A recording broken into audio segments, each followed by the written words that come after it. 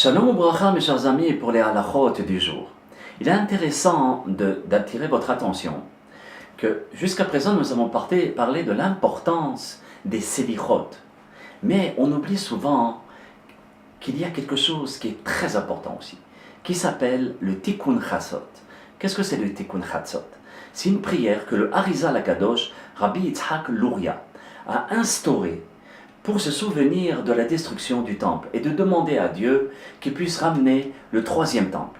Cette prière a une force colossale, une force incroyable et que ça fait agir la miséricorde dans le monde. Cette prière, on ne peut la réciter que pendant la nuit, après minuit. Si par exemple une personne, alors là on pose la question, si une personne désirait faire les selichot, mais il voudrait aussi faire Tikkun Chatzot, on lui dit Tikkun Chatzot est plus important que les selichot. Vous voyez à quel point le Tikkun Chatzot est très important. Donc si une personne a le choix entre, s'il peut faire les deux, il est matov. Mais s'il ne peut pas, qu'il fasse Tikkun Chatzot et il passe sur les selichot, il le fera le jour ou bien à un autre moment.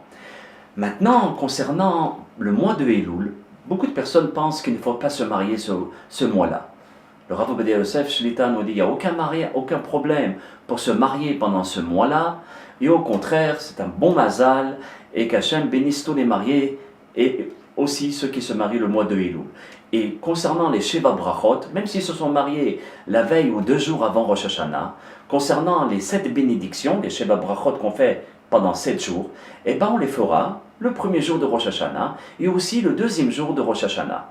Par contre, pour le deuxième jour de Rosh Hashanah, il est conseillé par la halakha d'avoir ce qu'on appelle Panim Chadashot, un nouvel invité, afin de réciter les 7 bénédictions du mariage. L'aphorisme du jour, elle se trouve dans le Gemara Brachot 34b, où Rabbi Abaou nous dit comme ça: là où les Baalei Teshuva, là où se placent ceux qui vont se repentir et faire la Teshuva, la place qu'ils occupent, même les tzadikim gemurim, même les justes qui sont parfaits, ne peuvent pas s'asseoir à côté.